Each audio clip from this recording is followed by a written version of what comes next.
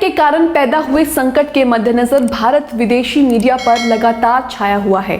फिर चाहे वो ब्रिटेन का इंडिपेंडेंट हो या गार्जियन, चीन का ग्लोबल टाइम्स हो या फ्रांस का ली मांडे, यहाँ तक कि नन्हे पड़ोसी मुल्क बांग्लादेश का छोटा सा अखबार न्यू एज सब दिल्ली आदि शहरों के शमशानों में दुधवाती चिताओं की तस्वीरें छापकर त्रासदी पर रिपोर्ट या टिप्पणी छाप रहे हैं। जाहिर है देश में तो मोदी जी का नाम 7वें आसमान पर आ ही गया है, तो विदेशों में भी मोदी जी का डंका बजना लाजमी है। कोरोना से जो हालात देश में पैदा हुए हैं उसका सारा श्रेय ग्लोबल मीडिया मोदी जी के खाते में डाल रही है।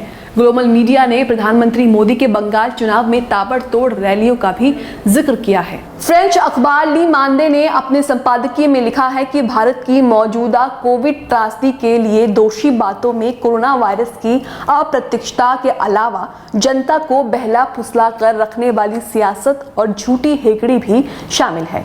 अखबार ने अस्पतालों और शमशानों के मंजर का चित्रण करते हुए लिखा है कि महामारी गरीब या अमीर किसी को नहीं बख्श रही। रोगियों के बोझ से चरमराते अस्पताल, गेट पर लगी एम्बुलेंसों की कतार और ऑक्सीजन के लिए गिड़गिड़ाते तीमारदार, ये ऐसे दृश्य हैं जो झूठ नहीं बोलते। फरवरी में जिस कोरोना का ग्राफ नीचे जा रहा था उसकी लाइन अब लंबवत खड़ी उठ रही है।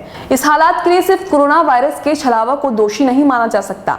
साफ है कि इसके अन्य कारणों में नरेंद्र मोदी की अदूरदर्शिता, हेकड़ी और जनता को बहला फुसला कर रखने वाली उनकी सियासत शामिल है। आज नियंत्रण से बाहर दिखती स्थिति में विदेशी मदद की दरकार हो रही है। वर्ष 2020 बेतरतीब तरीके से लॉकडाउन की घोषणा हुई।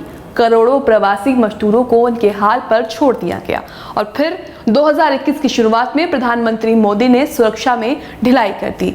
मोदी ने स्वास्थ्य विशेषज्ञों के मशवरे की जगह अपने उग्र जोशीले राष्ट्रवादी भाषणों को तरजीह दी। झुकाव आत्म प्रवचन की ओर, ना कि जनता को बचाने की ओर। इस तरह हालात बद से बदतर हो गए। फ्रांस के संपादकीय लेख में कुंभ का भी जिक्र है। कहा गया है कि इस आयोजन ने गंगा जल को संक्रमणकारी बना दिया गया। ली मांडे के लेख में मोदी की बहुप्रचारित वैक्सीन रणनीति की भी कठोर शब्दों में निंदा की गई है। कहा है कि मोदी की वैक्सीन नीति महत्वाकांक्षाओं का पोषण करने वाली थी। ये देखा ही नहीं गया कि देश में वैक्सीन उत्पादन की क्षमता कितनी है। फ्रांस के ली मांडे अखबार के अलावा ग्लोबल टाइम्स, इंडिपेंडेंट, गार्जियन आदि ने भी जलती चिताओं के चित्रों के साथ भारत के हालात पर रिपोर्ट छापी है। इन अखबारों ने लिखा है कि शमशान छोटे पड़ रहे हैं, यहाँ वहाँ खाली जगहों पर शव जलाए जा रहे हैं।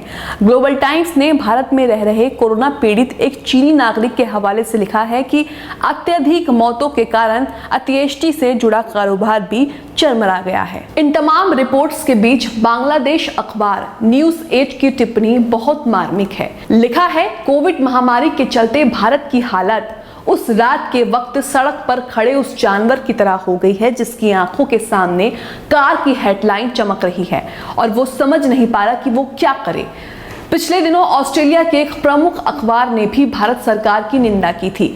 तब भारतीय हाई कमीशन ने अखबार को फटकार लगाई थी। ऐसी कुछ और खबरों के लिए न्यूज़ MX को सब्सक्राइब करना ना भूलें और साथ ही बेल आइकॉन को भी जरूर दबाएं। सभी अहम खबरों के लिए न्यूज़ MX को सब्सक्राइब करें, साथ ही बेल आइकॉन को जरूर दबाएं। लाइक, शेयर, कमेंट करना ना भूलें।